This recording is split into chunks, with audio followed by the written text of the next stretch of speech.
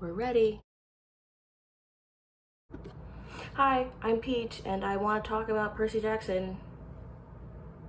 So I will. Okay, so a few months ago, I read the first 3 of the Percy Jackson and the Olympians books. They did a pretty good job of getting me out of that reading slump that I had, because I had just finished reading like this book that took like so much brain power, and then I was like, children's books will fix it. But then I stopped reading them because life got a little bit hard, if I'm being real. But now I'm back because I just saw a series, like so many, of TikToks that were describing Percy Jackson as the first or the original book boyfriend. And now I must read further. How was he pulling these 12-year-olds? Because I wouldn't know. I didn't read him as a kid. Anyway, I am exactly 40% through the Battle of the Labyrinth, the 4th book.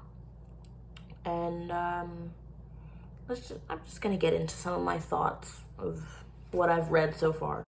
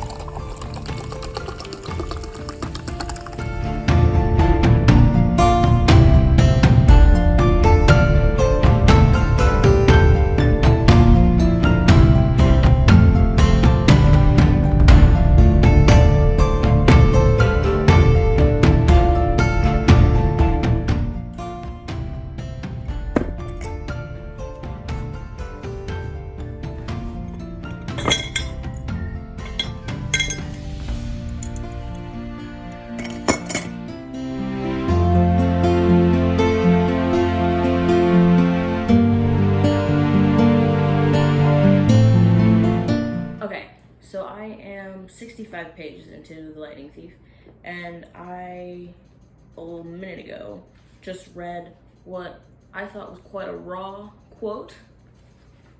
My mother was gone, the whole world should be black and cold, nothing should look beautiful.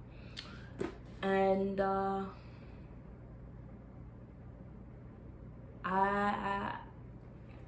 I'm sad, because I love my mommy.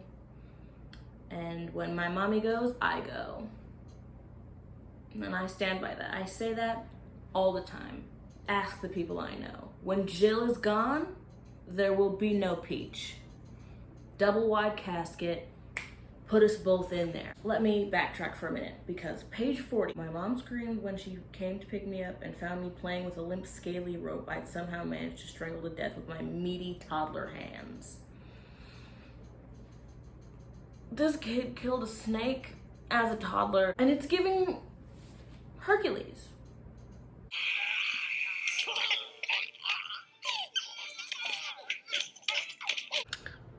Update, I just learned how they spell pinnacle, and I hate it. It's such an ugly word, and I wish I didn't have to read it.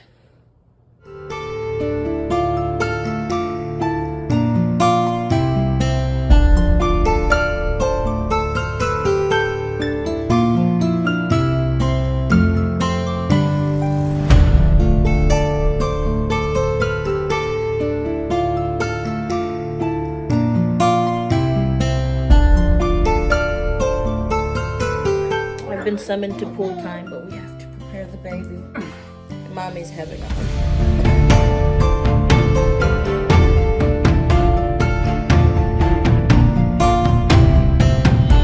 Say happy birthday to Dad. Happy birthday, honey. Oh, wait. I don't know how we're doing this. Mickey, come over here, Mickey. I'll get behind you. We gotta get the baby in there too. I'm trying. But she's facing the wrong way. How Well, about that? that's your fault, I feel. Oops, sorry, boo. Say happy birthday. Happy birthday, birthday. Nicole. Happy birthday to your mom. Wait, can we see her in there? Happy birthday, mommy.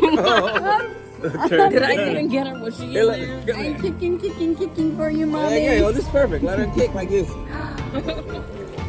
Dad, come on. Oh, coming. Hard to do. Here we go. Dad. Oh, what is that there? For a good old happy birthday, Percy Jackson. Happy birthday, Percy. Who? Percy Jackson. Okay. Happy birthday, Hey, Percy Jackson. Happy birthday. My sister brought me Dunkin' Donuts from our trip. So, good day. But I'm here to talk about how I finished The Lightning Thief.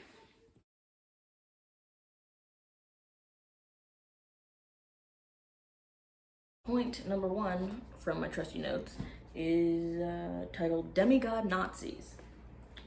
On page 114, it reads, World War II, you know, that was basically a fight between the sons of Zeus and Poseidon on one side, and the sons of Hades on the other. The winning side, Zeus and Poseidon, made Hades swear an oath to them. No more affairs with mortal women. They swore on the river Styx. Don't tell me Hitler was a demigod. I don't like it. And also, that means canonically, Percy Jackson is related to Hitler. Hey, I just realized that means Percy is also cousins or like related to Annabeth, his future love interest. But I guess that's how gods kind of roll. I'll allow it this time. Yeah. And this is like a major plot point. Like it pushes some of the plot. It gives reasoning behind a lot of things and why Percy's special and important. But like Hitler. Ugh. Rick even doubles down on this Nazi thing when he says Hades' aura was affecting me, just as Ares had. The Lord of the Dead resembled pictures I had seen of Adolf Hitler or Napoleon or the terrorist leaders who direct suicide bombers. Hades had the same intense eyes, the same kind of mesmerizing evil charisma. Hades kids are Nazis. I know some people who worship Hades, non-ironically, would hate this depiction of my dude, but it's also a kid's book, so who cares? So my second point I'd like to bring up, it's not actually a point, it's just some quotes that gave me an existential crisis. So I'm gonna start with page 169 on to 170. At camp you train, and that's all cool and everything, but the real world is where the monsters are. That's where you learn whether you're any good or not.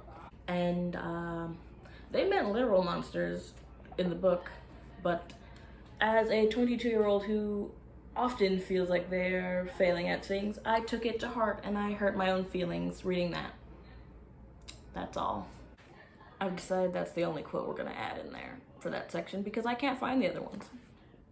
I tabbed it, I did notes, I lost them. I don't know. I was too in my head, I suppose. Oh, and then my last quote is just an honorable mention because I thought it was very funny and it made me laugh. Die, human, die, silly, polluting, nasty person. Said by Grover, who was playing a video game about like a deer killing a hunter. And I just love his environmentalism. I appreciate it. Look at what I've been keeping my book notes in. It's so pretty.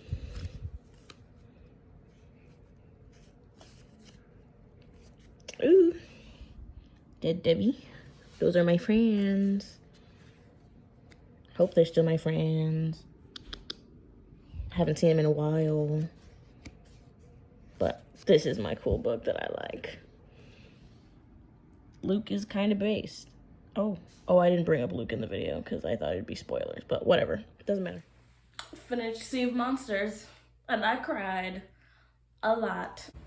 Okay, so in this book, the second book, Percy discovers that he has a little brother who is a Cyclops, which is dope. And as a person who is a little sibling to several people, I have thoughts. Anyway, my first thought is that this book heavily implies that siblings are gifts that your parents give to you, and I think that is extremely cute. So right before we discover that Tyson, the Cyclops, is Percy's brother, we have Percy praying to his dad, saying, "And send me some help while you're at it. I prayed silently, please." And then his little brother gets discovered to be his brother. And Percy says, "I had a new cabin mate. I had a monster for a half-brother. And he's not fucking happy about his nice, beautiful new brother." And I was pissed. So pissed. On page 66, he even goes on to say, "He's not my real brother. He's more like a half-brother on the monstrous side of the family, like a half-brother twice removed or something." And my heart breaks for my baby Tyson. Then we discover that Tyson himself had been praying to Poseidon, thinking Poseidon didn't care for him.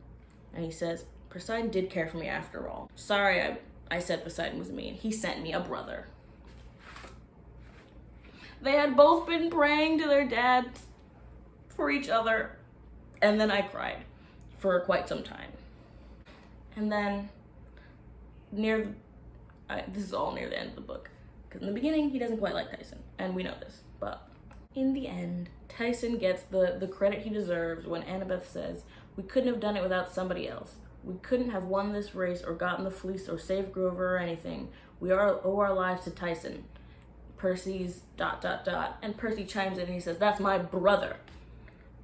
Loud enough for everyone to hear. "Tyson, my baby brother."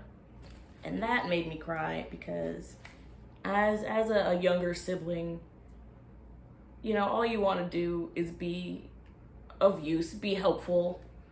And sometimes you always feel like you're always going to be too young to be able to do anything impactful. And when you get that little, "Hey, thanks man, I'm glad you're here," it really... And there are two quotes that I also would like to highlight that have nothing to do with Tyson and Percy, but I think they're fun. So, number one on page 123, "Humanoid females with twin serpent tails instead of legs. Scythian Dracanae is how I believe that's pronounced. And that translates to dragon women. And I refuse to believe anything other than these women are the sexiest thing on earth. I don't care how they're described. They're hot." And on page 154, "For no particular reason, I felt like picking a fight. I wanted to punch a dead Confederate." That speaks for itself. So I'm supposed to be reading The Titan's Curse, but I'm watching someone reread Throne of Glass. Sorry. We got the audiobook on the TV. We're gonna get this bitch read before Thursday. Chapter 2. The Vice Principal gets a missile launcher. I didn't know what kind of monster Dr. Thorne was, but he was fast. Maybe I could defend myself if I could get my shield activated. All that it would take was a touch of my wristwatch, but defending the D'Angelo kids was another matter. I needed help, and there was only one way I could think to get it. I closed my eyes. "What are you doing, Jackson?" "Yes, Dr. Thorne. Keep moving." Keep I moving. closed my eyes and kept shuffling forward. It's my shoulder.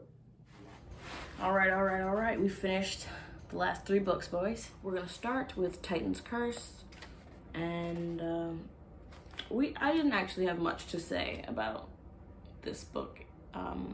My friend Bunny described it as a book with growing pains. It didn't seem like a book for young children. It also didn't seem like a book necessarily for teenagers. It was somewhere weird in the middle, and it was mostly introduction to new characters that would be helpful in the last 2 books. It was really a setup book, but we can find some fun stuff in it probably. The 3rd book basically kicks off the love story aspect of the series, and I think that's what I'm gonna focus on. About 184 pages in, we get a visit from Aphrodite. You know, love story time. And she has no real good physical description. It says, pick your favorite hair color, eye color, whatever. The goddess had that. So she changes depending on who you are. And Percy says, when she smiled at me just for a moment, she looked a little like Annabeth. Oh my God, I love that for him. I love that for her, actually. But anyway, Annabeth is currently missing at this point in the book, and Percy is deciding if he should go break some rules and go look for her. Of course he's gonna go look for her, he loves her. Point is, she says, follow your heart, carry on. And Percy's like, all right, I guess. And she leaves him with this. And don't worry, I'm not going to let this be easy and boring for you. No, I have some wonderful surprises in store. Anguish, indecision, oh, just you wait. And she was right. In the very next chapter, he meets this girl called Rachel Elizabeth Dare, who will prove problematic. I mean, not really. She's not actually an issue. She's a perfectly fine girl. She's just getting in the way of our ship. And so someone has to shoot her. No one shoots her. Don't worry.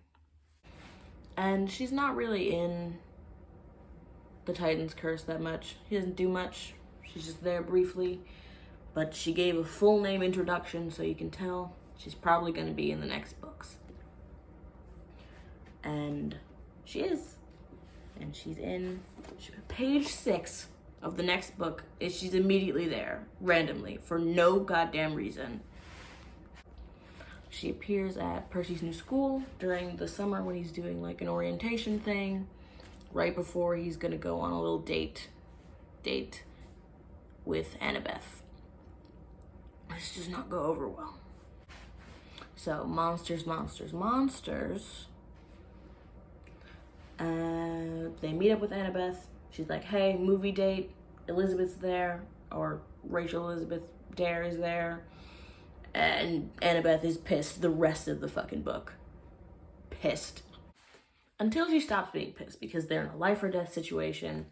And then, Battle of the Labyrinth, page 203, Annabeth glared at me like she was going to punch me. And then she did something that surprised me even more. She kissed me. Be careful, seaweed brain. She gave him a little good luck kiss, because deadly shit. Very cute. It doesn't last very long. She will be pissed very soon. Long story short, battle. Percy is shot out of a volcano.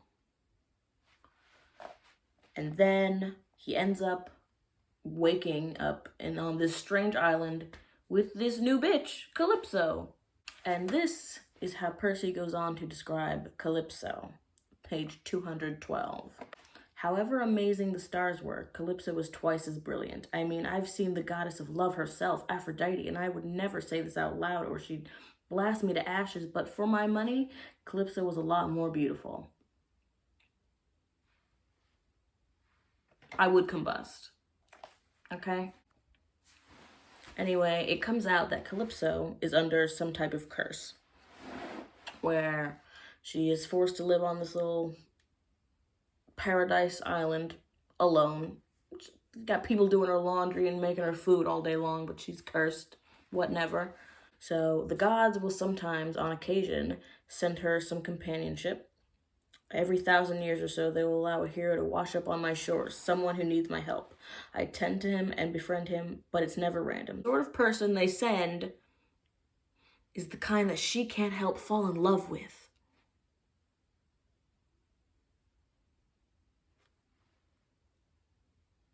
And then I had to put the book down for a whole day, because I was like, what is that? What is that?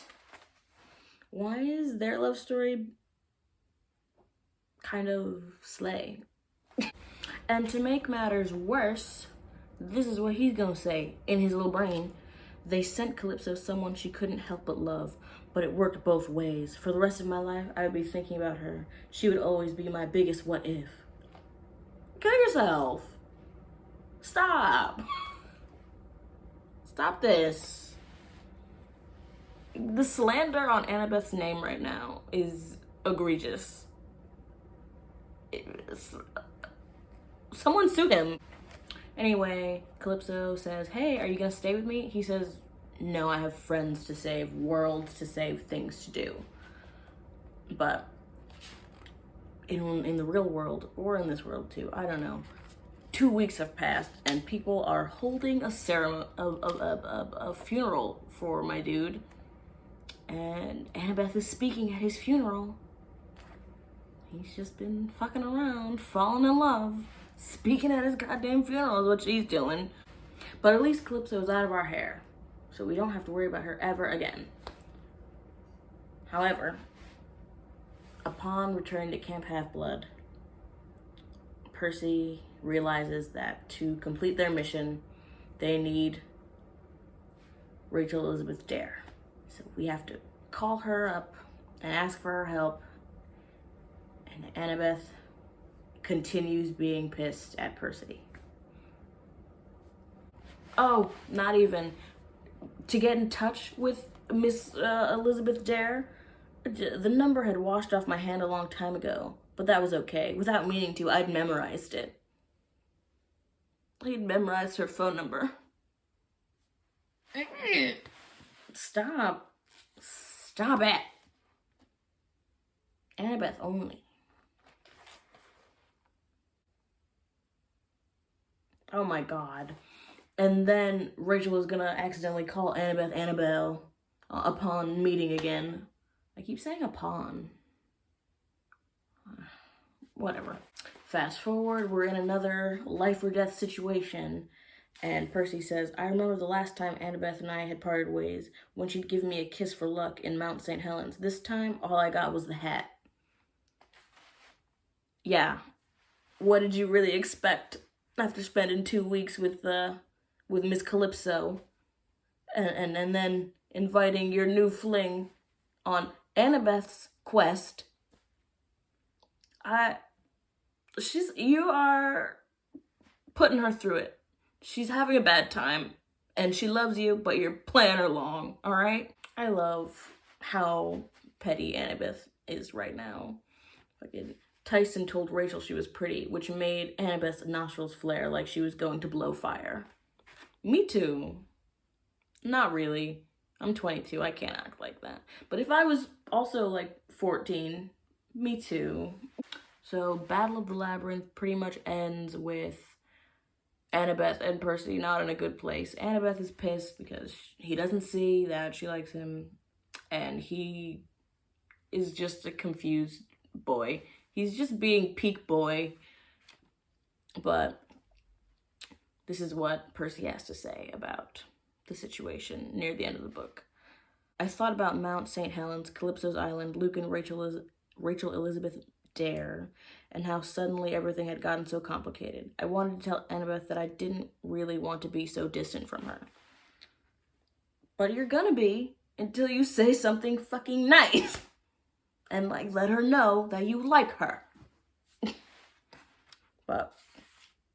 And that's basically how it ends for them. It's a little rough, it's a little rocky. All right, The Last Olympian.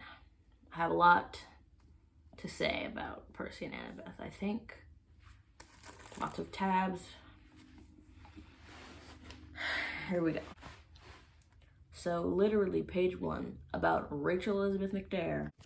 I really hope I haven't been calling that girl Rachel Elizabeth McDare the whole video, because her name is Rachel Elizabeth Dare.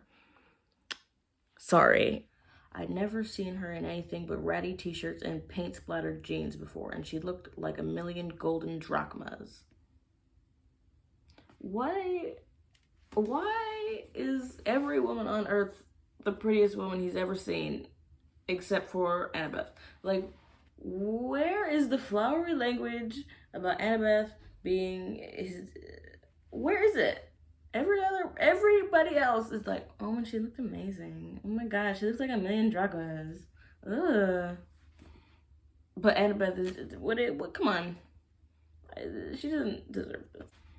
And then immediately after that, Miss Rachel is gonna say, and so hypothetically, if these two people liked each other, what would it take to get the stupid guy to kiss the girl, huh?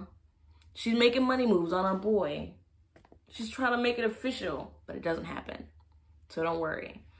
He gets called away for some plot business. And just it plopped right in the middle of the book, we get an explanation as to why two demigods dating isn't incest.